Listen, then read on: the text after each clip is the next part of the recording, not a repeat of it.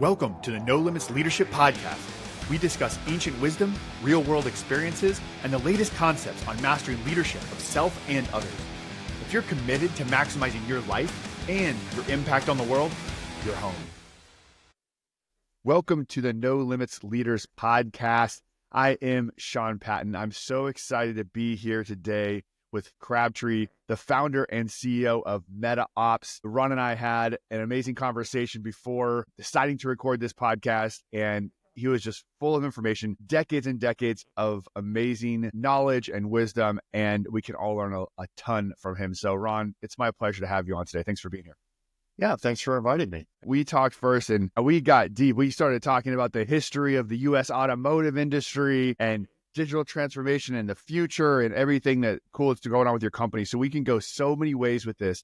But what really struck me looking at your content and talking with you, and what I think our audience would love to hear, is we're all talking about struggling with this digital transformation, which really started years ago, but we're in this new phase of it.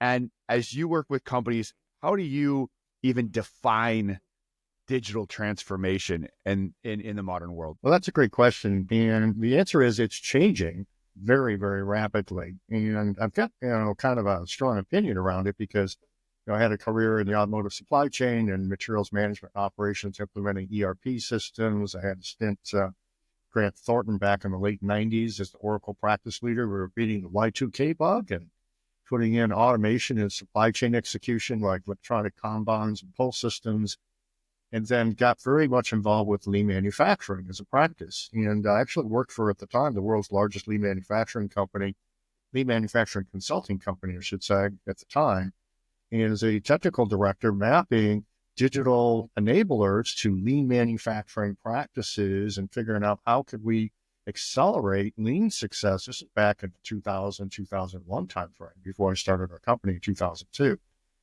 If we fast forward a little bit, I've got this massive network of experts we've built over the years. We'll talk more about that later.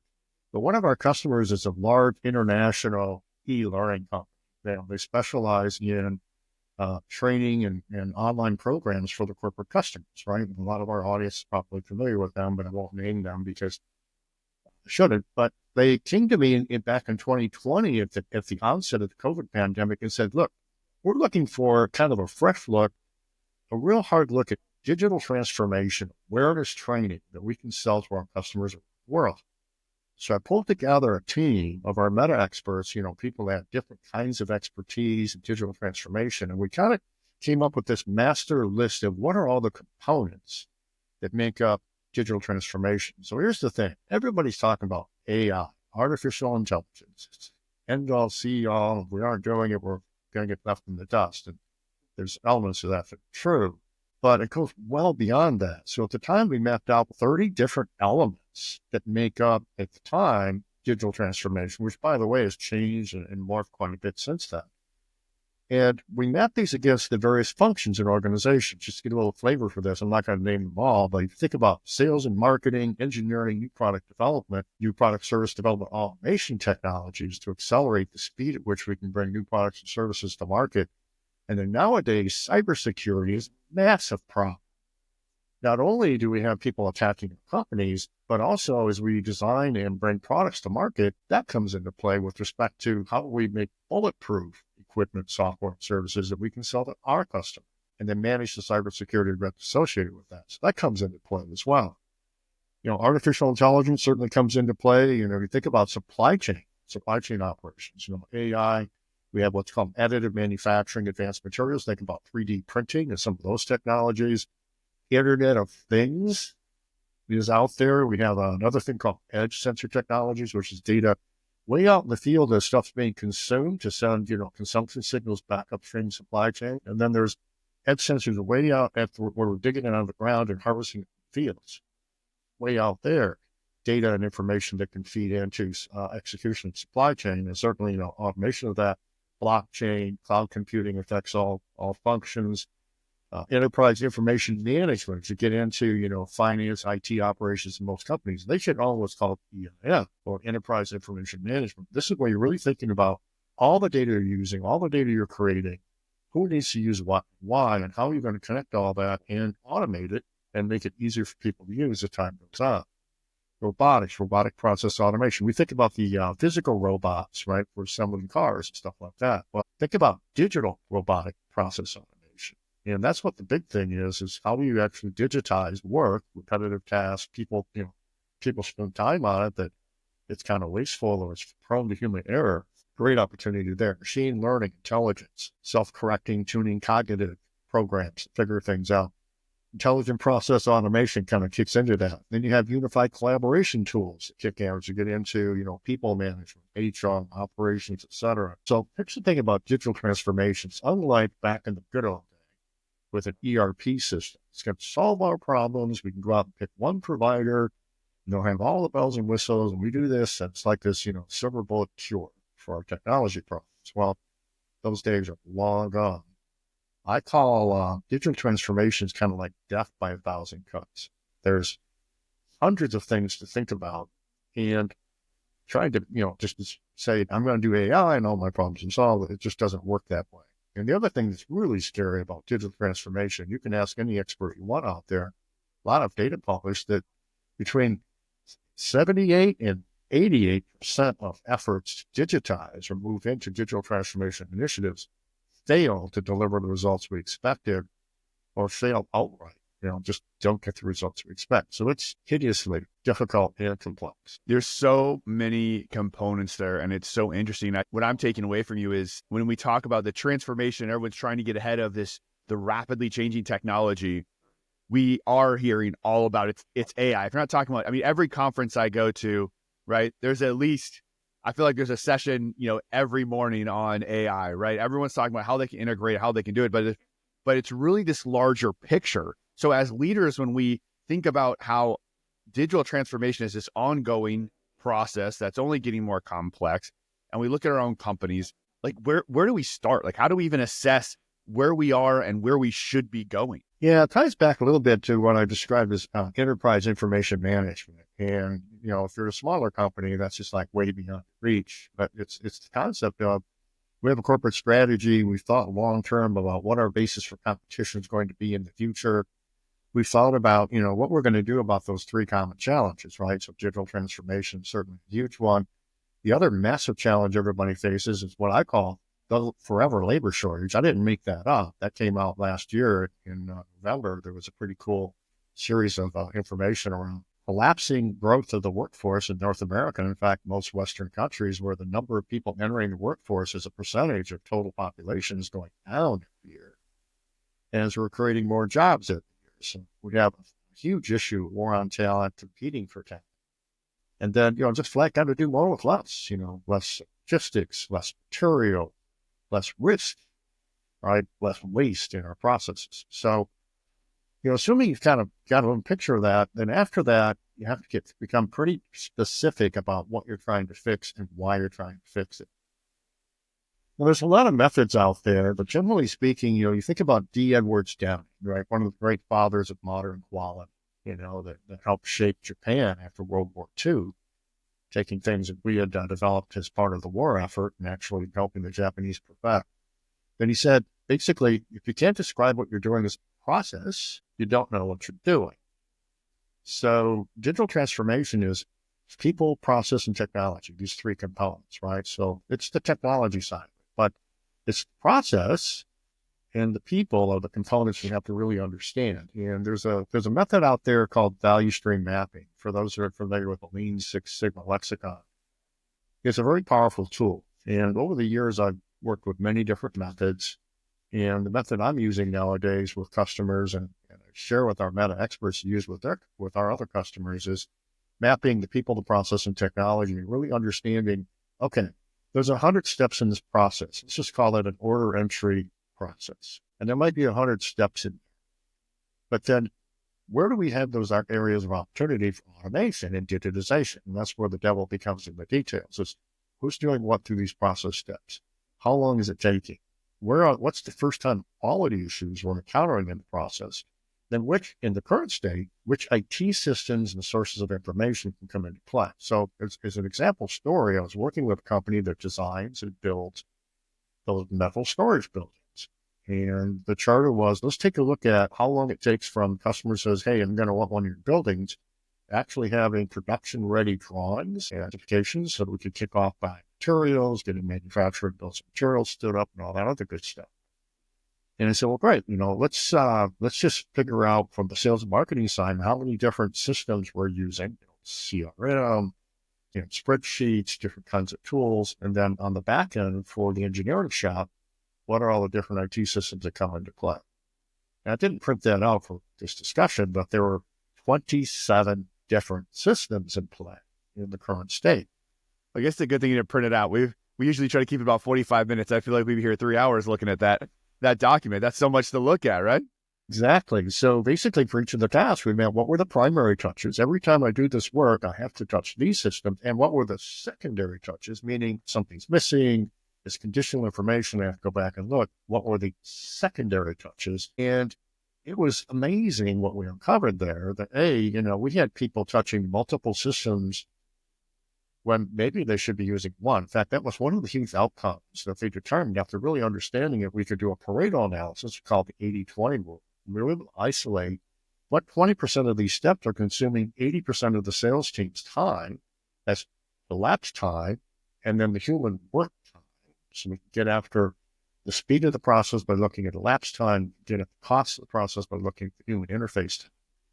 And we're able to isolate and pull out where were the hot spots, right? Where were the places where, it really wasn't right the first time. And so that was what we call first time quality capability inside the process. We were able to begin to boil that out. One of the huge ahas for this organization is there was a mindset in the sales and marketing side of the shop that, well, I want to hurry this thing through, so that we can get the quote done, get manufacturing underway.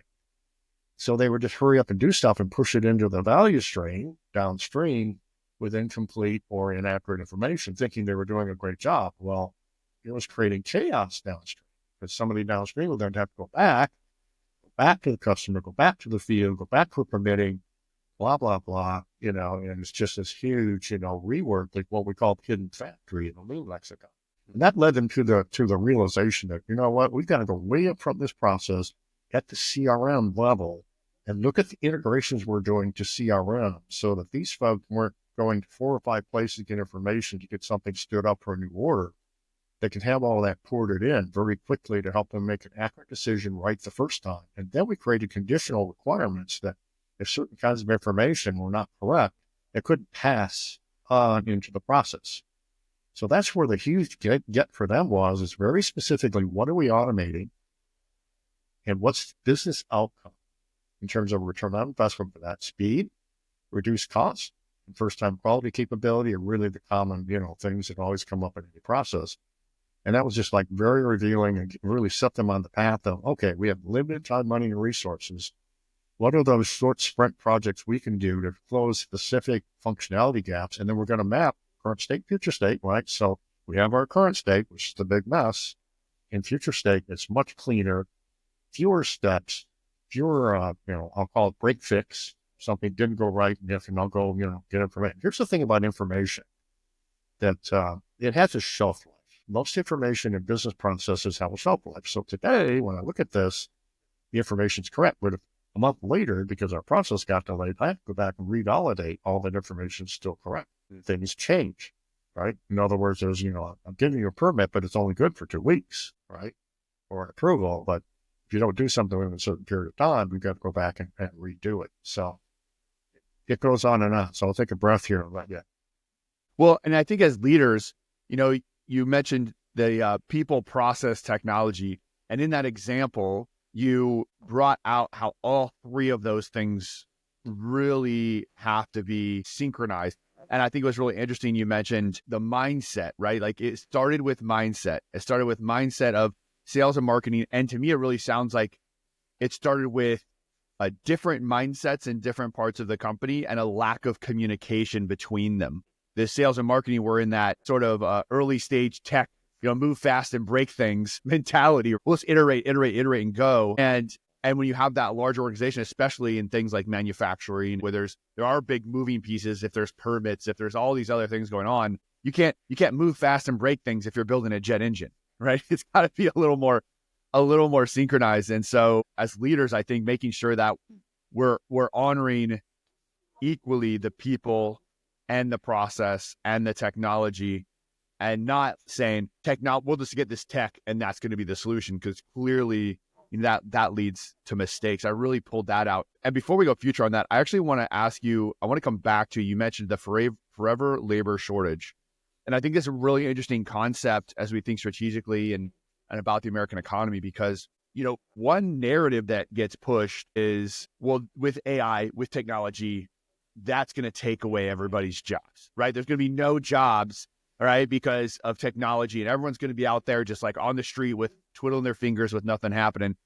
But what I'm hearing from you and from the other narrative is we actually have a labor shortage. And I'll tell you that I hear that from a lot of my clients, especially in manufacturing and other places where they can't find enough good people. So what is with these competing messages? Are they true in certain sectors? Is one true and the other not? Like, what do you make of these two competing narratives about the labor shortage? Well, it definitely depends on your organization and the basis of which you compete, right? So, there are certain industries that are doing a pretty good job getting out in front of them. Think about medical devices. I had an executive with Medtronic, one of the world's largest medical device manufacturer, in my podcast called Metapod. And Michael was talking about all the things that they're doing to try to get out in front of it. And they recognized years ago that, they were going to be shorthanded. So they're doing all kinds of internal programs to bring people up through the ranks and equip them for those future jobs. Getting involved with public-private partnerships, begin going into K through 12 education, getting people thinking about jobs in manufacturing and making stuff as a real option. So they're doing things proactively, get out in front of that, because there's really no choice, right? You've got to develop that workforce of the future. Now, if you're in I'll call it inferior goods industry or something less fancy, like, operating garbage truck service, there's a pretty low barrier to entry, and, it's easier because, immigration, people that are not highly educated can step into those sorts of jobs. So there is a gradient in terms of the industry you're in, the sorts of talent you need to be competitive, and how available is that talent. So there's definitely, it depends. Okay. But generically, we're all suffering from the same problem. And it shows up as, I described, the three things you should do if you're facing forever labor shortage. And we aren't going to get into this, but basically, what are you doing to become an employer of choice? Well, then you get into things like compensation, geography, how safe is it? How attractive is my company brand? Attracting people to it. I know I'm getting off topic with respect to digital transformation, but it does have an impact on that with respect to how we share information, dispense information, get that out there in social media. There are ties to being an employer of choice and your success in digitization. There are ties to that you can't ignore. So anyway, I'll pause there and let you get back in here. Yeah, well, I think it is really interesting to think about what industry you're in, where new technology is having an impact, and how that impacts, your labor force and how you train up people, recruit. And, I think that this becoming a employer of choice, branding, not just in terms of to your customers, but to become a place that people want to work at. And this is an area that is really around my passion, is leaders. I believe that we judge great leaders on the leaders they create, right? We have to be developing people into becoming better, not just good at their job, but better and more capable human beings, because that's who we need to step in to solve these complex challenges inside digital transformation.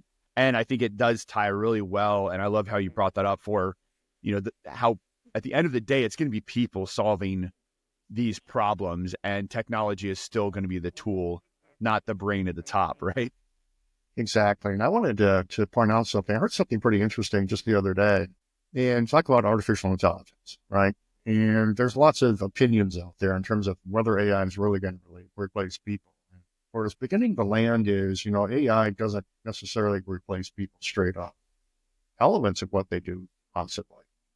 But something that came up the other day, and I thought this is very profound, is AI plus people are always going to be people without AI. Let me repeat that. People leveraging AI as part of what they do are always going to be people with no AI.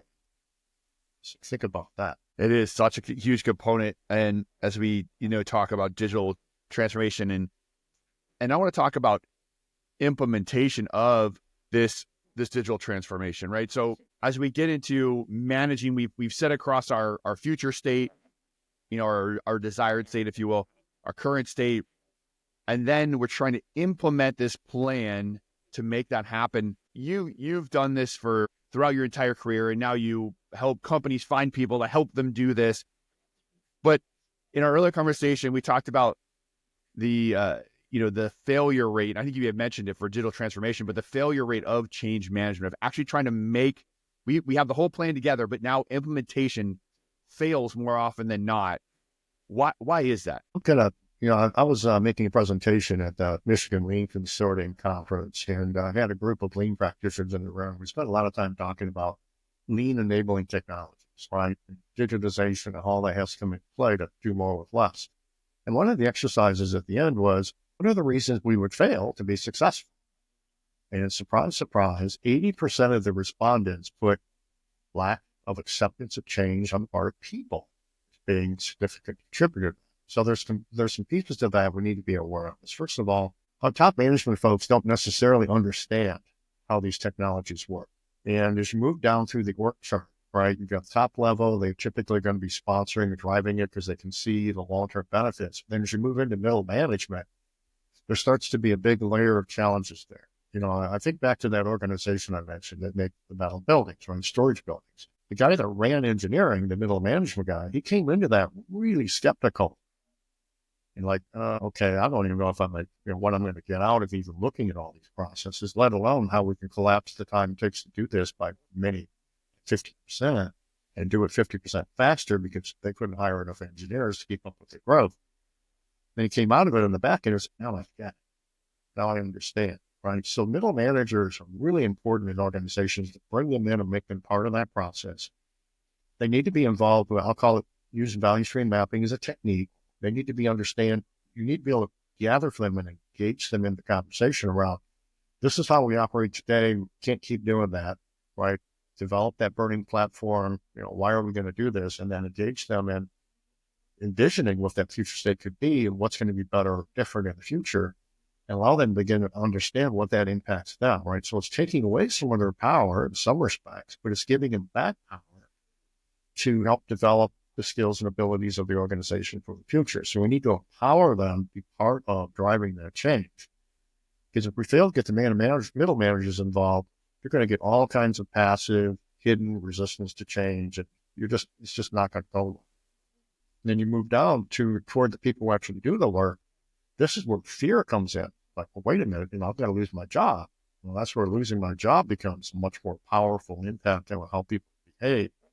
There again, got to start developing, help them understand that the work is going to change. So if you want to be part of that, you either need to get involved with it or be prepared to move into a different role, right?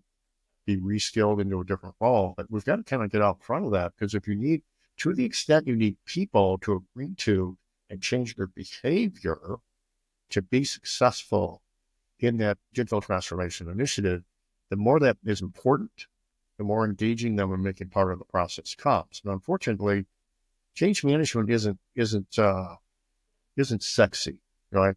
People don't know, let's spend some money on change management. That's not how we think. We're thinking about, I want the business result, quicker turnaround, lower cost, better quality, better customer satisfaction. I look at technology as kind of a tool. It's a widget. It's something I can kind of wrap my head around and buy it. But change management is pretty squishy. And very few people want to spend money on it. So the trick is, I need to spend money on the change management part where it actually matters. So I'm kind of back to that 80-20, probably 20% of the workforce is going to give you 80% of your problems. Can we zero in on, where that resistance is going to come from? And then what's the root cause for that? If it's fear, you've got to communicate, you've got to be transparent. You have to come up with a plan, right? If you're going to have to move people out of jobs and into other kinds of jobs, you've got to help them move down that journey to that future state. For example, I was looking at a defined benefits plan with one of the world's largest retirement services companies. And they had these processes outsourced. And they acquired another company. They couldn't share work very well between, business unit A and business unit B doing the same sorts of work around defined benefit plans. So we got them all together and we had to map this process out. And when we got to the end, I asked them to do a little test. I said, I want you to go through this process. And I want you to add up all the time that's spent in the end-to-end process verifying quality, right? It's signing off, inspecting, verification in forms of quality, making sure we're getting it right the first time before we get writing checks. And they added all that up. And the shocking thing was, this is where a lot of mouths popped open, the 65% of all the human effort in that end-to-end process was some form of quality, verification, double checking, blah, blah, blah, blah, blah. So that led to a lot of mouths popping open. And from there, we had to go upstream and say, okay, what happened early in the process that generated the need for those fixes later? Let's go fix it up there, A, and then B, what can be automated? Workflows, right? Conditional approvals, digital approvals, et cetera, and get it from 7 signatures to 1. I mean, if you're mandated by law to have, human beings sign off on it, then sure, we can keep doing that. But let's go from 7 approvals to 1 and move down the process. But that wasn't going to be possible because this is 2 different teams, 2 different states, and they're all worried about losing their jobs, right? And reduction of the workforce. When in fact, it was a growth opportunity. They were going out to win more of this business. They had to do more.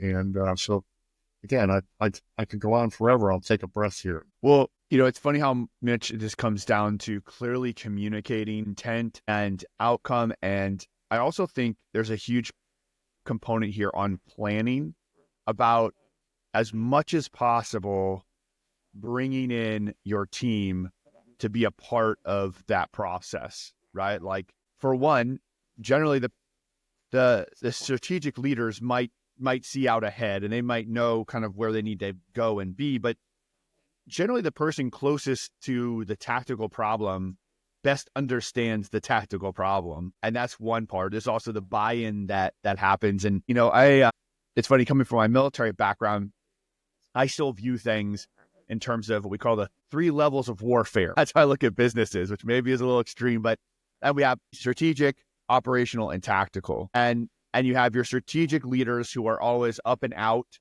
looking at the world and how is it going to change and what role do we play in the world and how do we engage with that? And that's the same whether it's a theater level war or whether that's, how are we going to better build our metal buildings and do our retirement benefits practices. So they're always up and out, and that we need them to be out, someone looking up and out.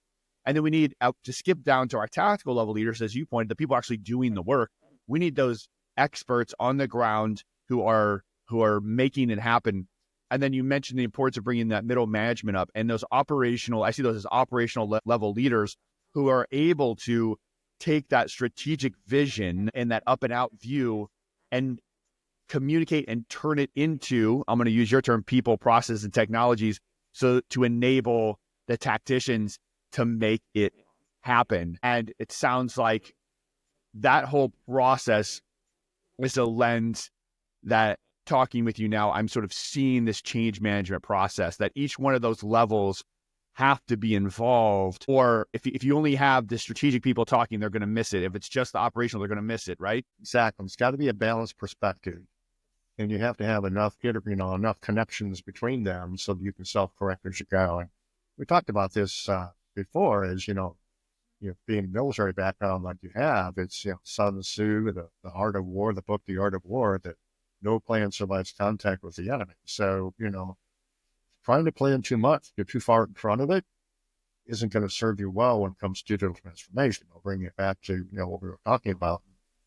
It's the waterfall technique versus I'll call it a Scrum sprint kind of technique, right? Agile, if you will. Waterfall is, I want to plan out every single function and feature of this whole program end to end, and then go program it and launch it. Versus, the Agile method of, we're going to define a chunk. We're going to iterate that very quickly and get it launched. Well, we're definitely in the latter situation in most cases when it comes to change management. You've got to move pretty quickly. People's memories are pretty short.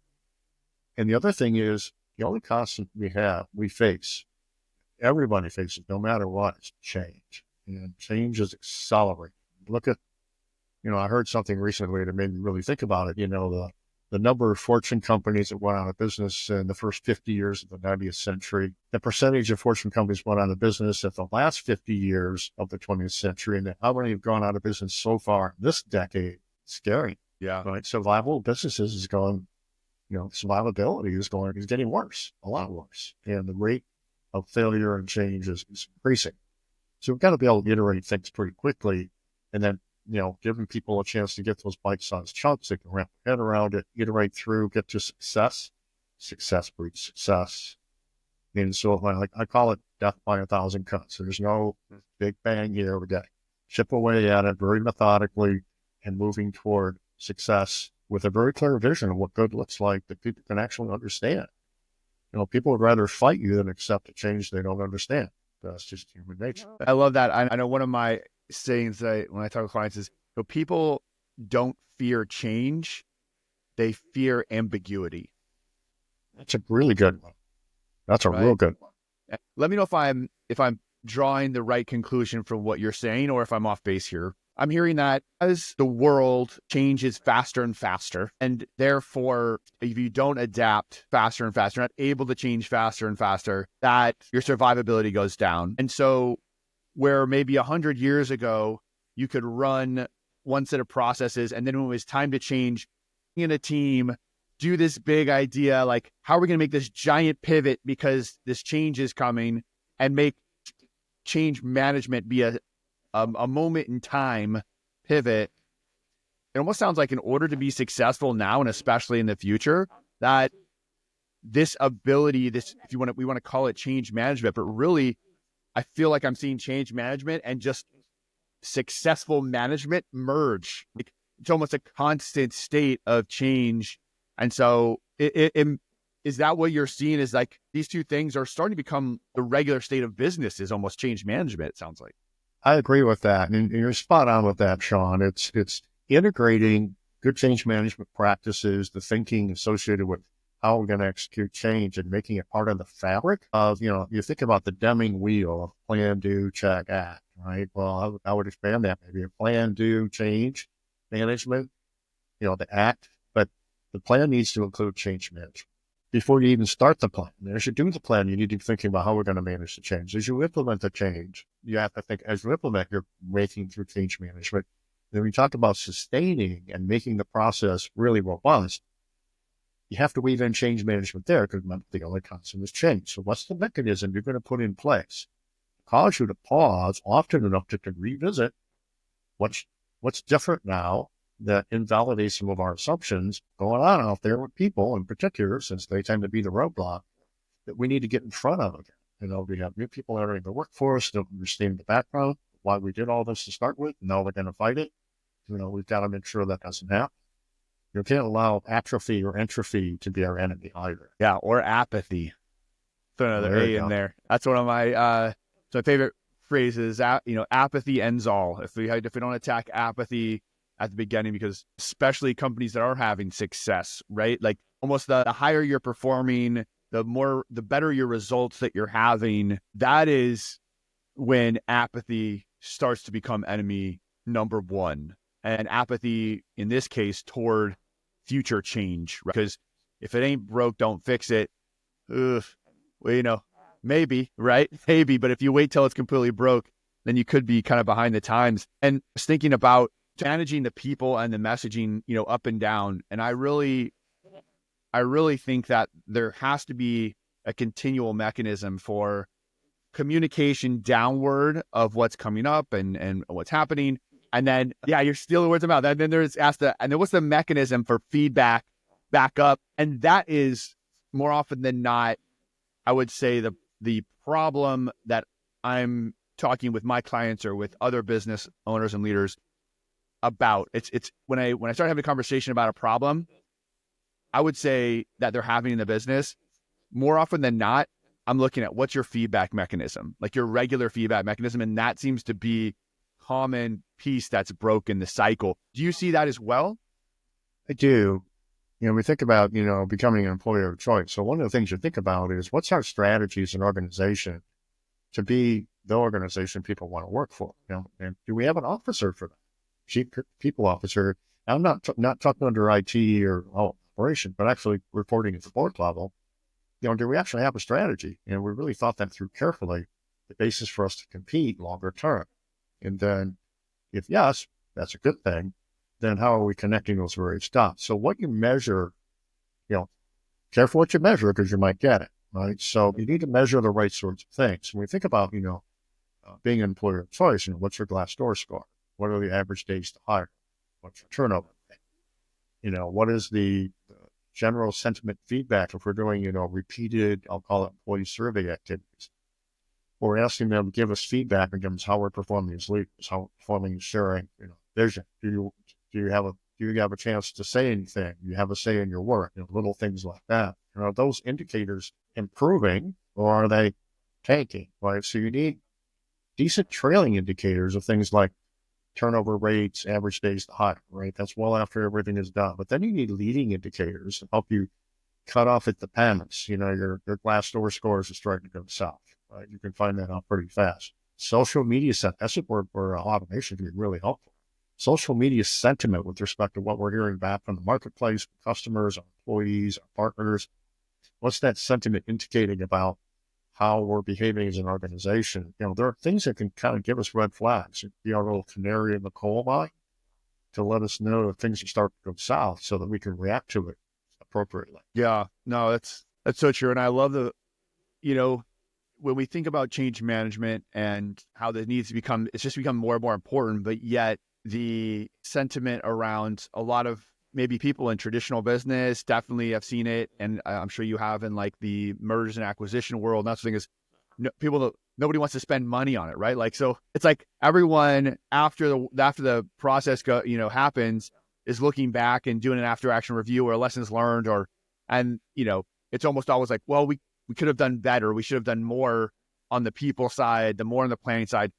But up front, it's the first thing on the chopping block. And to talk before I mentioned that's something I'm looking at more. And you mentioned a tangible, talk about a tangible business benefit, I think, for that. So, if you're the change actor inside your company, or if you're looking at a potential merger and acquisition, or whatever your role is, but you see this issue, how do you communicate the need in a way that gets action to put and leaders to put resources toward this? Well, if the audience is leaders, and that's always the critical question, who is it exactly we're talking about?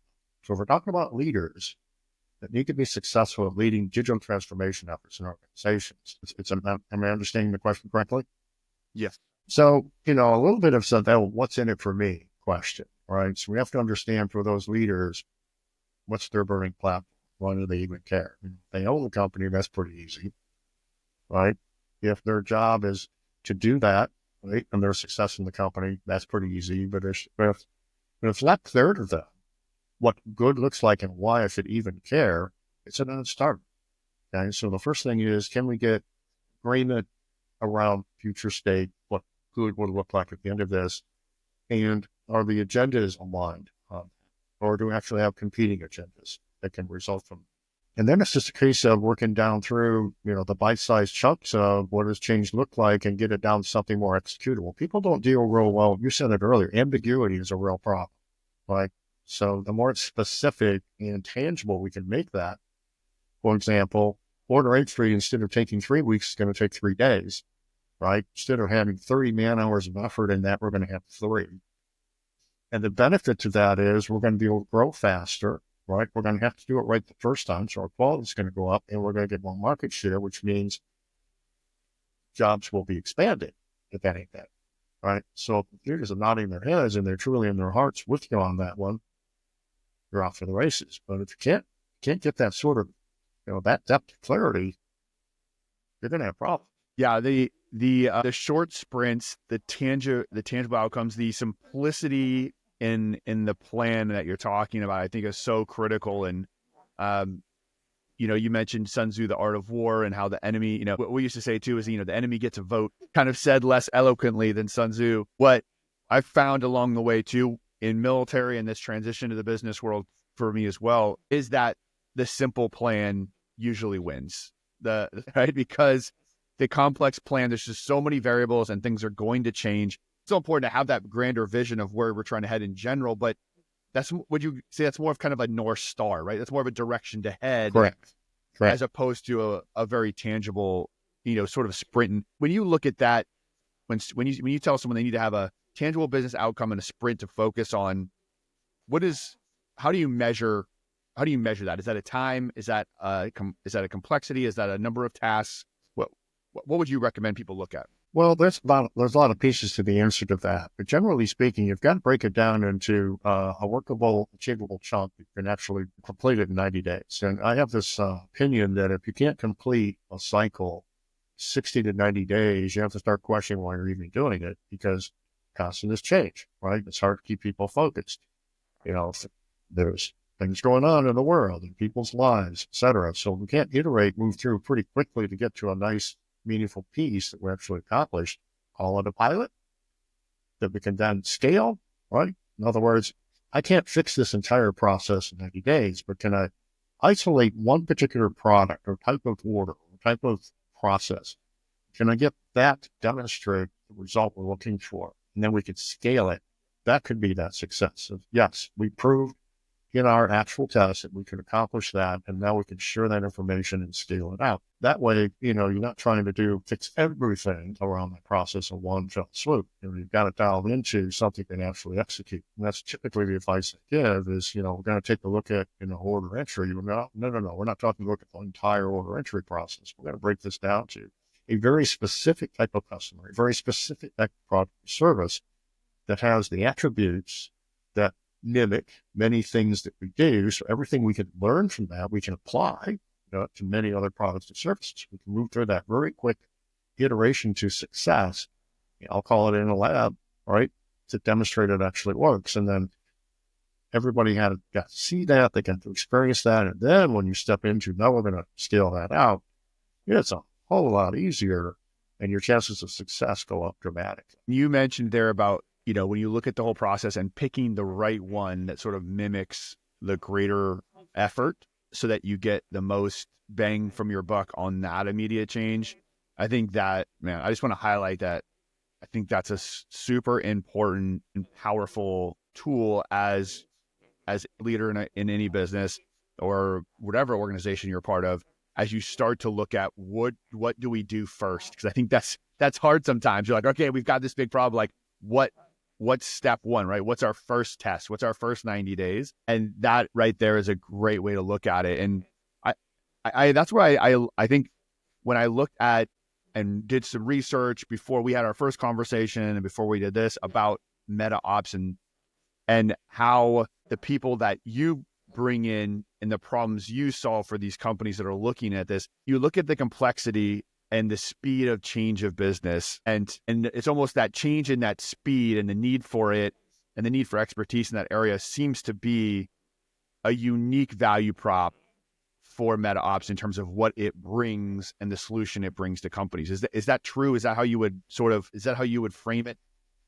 Yeah, that's pretty accurate. I started the company 20 some years ago as a management consulting company, Lean Six Sigma supply chain, got very active in thought leadership, developing online learning programs, teaching for various universities, working with a lot of cool companies, multi-billion-dollar companies, helping them go solve some of these problems. And back in 2012, we hit on this thing. And you know what? A lot of customers will say this, I'm not looking for a consultant to come in and tell me what to do. I need someone to come in and just do it for me. Integrate, be part of my team. So we gave birth to the MetaExperts brand back in 2012 and been building that out. We have a very rigorous vetting process people go through to be inside our firewall to go out and solve these sorts of problems. We have more than 1,100, approaching 1,200 certified MetaExperts now, mostly in North America. And these are folks that have 25 or more years of experience, they've been there, they've done that. So coupled with that, when a customer says, I need help, part-time or a full-time resource to come in and help me get through this, right? Solve my problem. We have what we call our 47-point customer alignment worksheet process. And a lot of customers don't really like it when we get started. But wait a minute, we got a lot of questions. Okay? And the first that foremost question, what's your situation? What's going on, right? What are the manifestations that you can articulate around the sorts of problems you have? And then what does good look like? And just force a quality conversation of, here's what I'm dealing with, and this is what a good outcome needs to be. And then that leads us down this rabbit trail of, okay, so for the resource to come in and be successful, what's the pedigree you're looking for, right? What kind of background do you think it is? Which industry do you care about, et cetera? That's pretty easy to figure out. But then we ask a lot more detailed questions. So help me understand, do they need to train others? Or do you primarily need a techie to come in and just help you through the technical aspect of it? Or do you need somebody who can actually help you with the change part too? And oh, by the way, do you need to have somebody that's got expertise, and I'll call it process improvement, Lean Six Sigma type orientation, to help you really think critically about the process? You need that. And so we force these rounds of questions. And then if the backside of that is, if we get quality answers, then our job is to go out, pick which 1, 2, or 3 meta experts are probably the best specific fit for your situation. At that point, we can pretty much guarantee that technically they're going to handle it. You're down to, do I like the person? Do I feel like they would fit in? Would I enjoy working with this person? Will my team interface well with this person? Because at the end of the day, people got to come together. And typically, these experts coming in, they need to be very involved with people. And it needs to work from a culture perspective. And so we've had, a lot of success, very high success rate in getting the results that customers expect. They'll stick with us to get through really defining what good really is and accurately defining the criterion for the right resource to step into it. Now, in some cases, even though you're trying to do all that, we don't know. So I've had situations where we put an expert A in just to help them figure out what they're up against and follow expert B, C, and D to actually fix the problem. In other words, I really need somebody to help me diagnose and aim, and then somebody to help me through actually implement that. So that happens quite often too. And in some cases, we put together a team. It's a massive supply chain problem. We need all of our supply chain folks to actually be involved with developing this and getting this deployed, call it automation. But their regular day job's got to be, we can provide buyers, purchasing agents, people that can do planning and scheduling, and step in and do those jobs for 3 months. They should get through a couple of sprints, then move to your future state, and then we'll pull them back out again. That's the power of an interim workforce. You guys do it so well, and it's becoming such an important, I think, tool in the toolbox for businesses as this rate of change is just continuing to go faster and faster. And so the ability to have that agile workforce and bring in experts and solve problems quickly versus, bringing in and saying, well, we're going to have to vet for a full-time hire, a whole new person to bring in on board, get them going. Like by the time that happens, your point, right? Everything's changed. Everything changed. All your assumptions have changed again. Yeah, exactly. So, man, so important. Man, Ron, this was awesome. I really appreciate your time today. I learned a ton, from you, from our conversations, and I hope we get to do this again. Yeah, I would look forward to that, and it was an honor to join you today. Thank you so much. Absolutely. All right, you have a great day. We'll talk soon.